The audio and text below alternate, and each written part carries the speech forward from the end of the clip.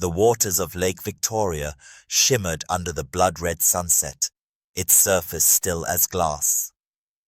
The Luo fishermen pulled their boats ashore earlier than usual that evening. They knew the signs. When the lake fell unnaturally quiet and the air hung heavy with electricity, it meant only one thing: Gor Mahia was walking between worlds again. Once he had been simply Gor, son of Ogada, grandson of Ogalo, a child born during a thunderstorm so fierce that lightning struck the exact spot where his mother labored. The midwives had fled in terror, but his mother remained, bringing forth a child whose first cry split the sky like thunder. When they placed him in her arms, she whispered, "Mahia, one who terrifies," and thus he was named Gor Mahia, the terrifying one. That was before the drought that nearly destroyed the Luo people, before the invasion of the sorcerer from the north, before Gor Mahia discovered the power that flowed through his veins was older than the mountains themselves. That was before he became legend. When dawn broke on the day everything changed, Gor was already a man of 20 years, towering above others, with shoulders broad as an ox and eyes that held the wisdom of ancestors. He had just returned from a successful hunt when he saw the crowd gathered at the village center. "They have taken Owino," his father's voice cracked with grief. "The sorcerer Endoto and his raiders came while you were in the forest." Gor felt his blood turn to ice. Owino was his betrothed, the woman whose laughter made flowers bloom, whose voice calmed even the angriest spirits. "Where?" The single word carried such weight that birds scattered from nearby trees. "North, toward the Thunder Mountains. But Gor—" His father grabbed his arm.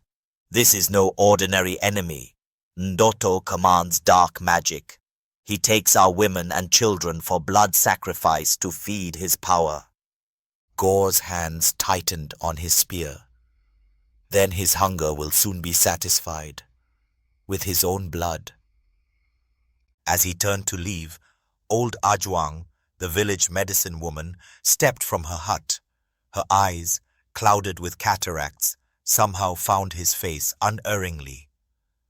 "Wait, son of thunder," she rasped. "You cannot defeat him with mere weapons." "What then?" Gor demanded. "Should I let him take Owino? Let our people live in fear?" Ajwang shook her head, her ancient fingers reaching for his wrist. "Follow me." In her smoky hut, she revealed a secret kept for generations. Behind a hidden wall panel lay a rungu, a war club, unlike any Gor had seen. Carved from lightning-struck wood, inlaid with copper and strange symbols, it seemed to pulse with its own heartbeat. "This belonged to your true grandfather," she said. "Not Ogalo, but Luanda Magare, the stone warrior whose skin turned spears to dust, whose enemies could only defeat him through treachery." Gor's breath caught. Everyone knew the legend of Luanda Magare, but his connection to it? "You carry his blood, his power," Ajwang continued. "But power without knowledge is a river without banks. Destructive. Endoto knows what you are.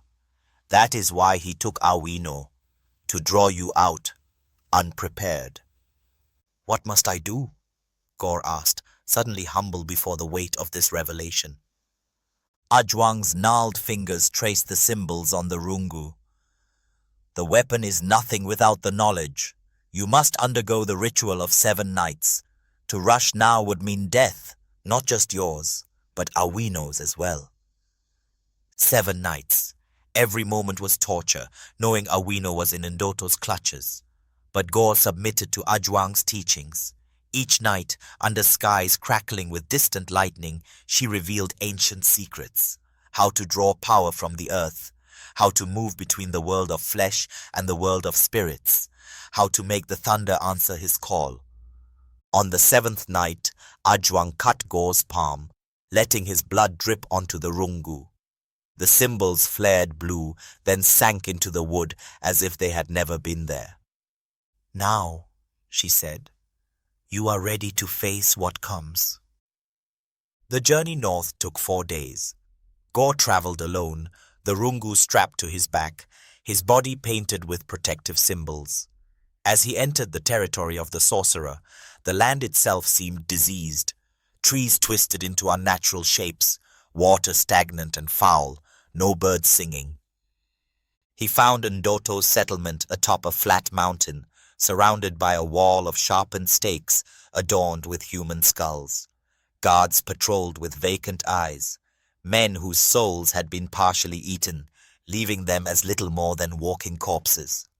Under cover of darkness, Gor scaled the wall. The air inside the compound tasted of metal and rot. At the center stood a massive stone altar, dark with old blood.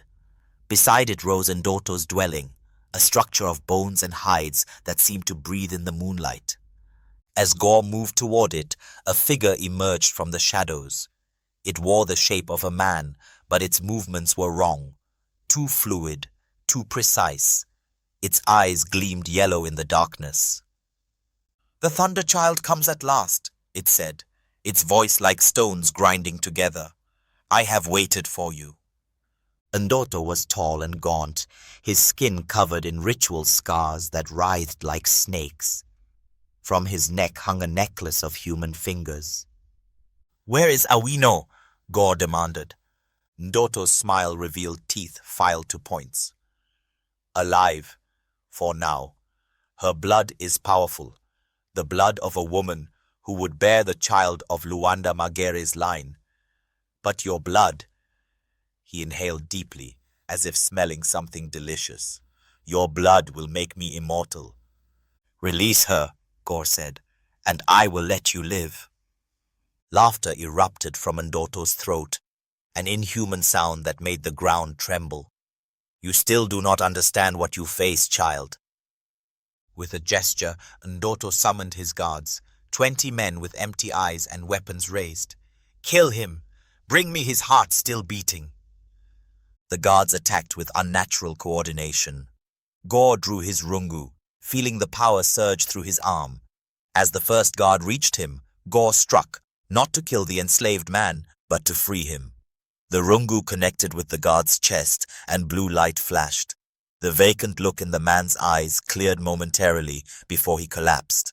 One by one, Gor fought through them, the rungu leaving trails of blue light in the darkness. But they were many, and soon blood flowed from a dozen wounds on his body. Endoto watched, amused. Impressive, but futile. When the last guard fell, Gor stood breathing heavily, his strength waning. Endoto approached, drawing a bone knife. "Now," the sorcerer hissed, "your power becomes mine." As Endoto lunged, Gor remembered Ajwang's most critical teaching. When flesh fails, spirit prevails. Closing his eyes, Gor let go of his physical form. In that moment, he existed in two worlds, the material and the spiritual.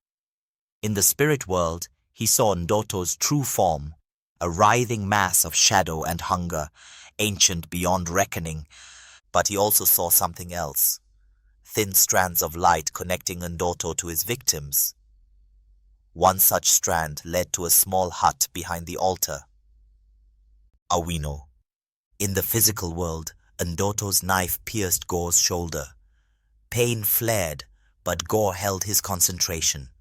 With a mighty effort, he swung the rungu, not at Endoto's body, but through the spiritual tethers that fed his power. The rungu, infused with Gor's blood and ancestral magic, sliced through the connections. Endoto screamed, a sound so terrible it shattered stone. His physical form began to wither as his stolen power drained away. "What have you done?" the sorcerer shrieked, his flesh sagging from his bones. Gor advanced, rungu raised. "Freed what was never yours to take." With a final blow, he struck Endoto's chest. The sorcerer's body imploded, collapsing into dust that scattered on the sudden wind. Staggering from his wounds, Gor made his way to the small hut. Inside, he found Awino and 11 other captives. women and children from villages across the region, all alive but weakened from Endoto's feeding. When Awino saw him, tears streamed down her face. "I knew," she whispered as he cut her bonds. "I knew you would come." Gor carried her from that place of death, leading the other captives down the mountain. As dawn broke, he looked back to see Endoto's compound consumed by blue flame, cleansing fire that would burn until nothing remained of the sorcerer's evil. The return of Gor Mahia with the captives spread his fame throughout the land. But fame was not what he sought. He married Awino, built a home near Lake Victoria, and for a time lived as any man might. Yet the power awakened within him could not be ignored. When drought threatened, Gor Mahia called the rains. When disease swept through villages, he drew the sickness into himself and cast it into the depths of the lake. When raiders came, they found themselves facing not just warriors, but the wrath of thunder itself. Some feared him, some worshipped him. Gor accepted neither fear nor worship, only respect. One evening, as he sat with his young son beside the lake, the boy asked, "Father, is it true you cannot die?" Gor smiled sadly. "All things of flesh must one day return to earth, but some things, courage, wisdom, love, these things never die." "And thunder?" the boy asked. "Thunder always returns," Gor replied. "Remember that." Years passed. Gor Mahia's hair turned grey, then white. His steps slowed, but his eyes remained clear, his voice strong, his wisdom deepening with age. When Awino passed to the ancestor realm, many thought Gor would soon follow. Instead, he walked into the waters of Lake Victoria one night during a fierce storm. Lightning struck the spot where he had stood, and when the waters calmed, he was gone. But he was not finished. In times of greatest need, when disaster looms or injustice reigns, the Luo people tell of a figure seen walking along the lakeshore during storms. A tall man with eyes like lightning, carrying an ancient rungu that glows with blue fire. And they remember what he told his son. Thunder always returns. The elders say that during the great colonial invasion, when foreign powers sought to crush African sovereignty, Gor Mahia appeared to leaders in dreams, guiding their resistance. They say that during the terrible famines, fish leapt from the lake into the nets of starving villagers after thunderstorms. Even now, when the Luo face their darkest hours, they look to the storm clouds gathering over Lake Victoria and whisper his name, Gor Mahia. For legends may sleep, but they never truly die. And the thunder always returns to those who listen for it.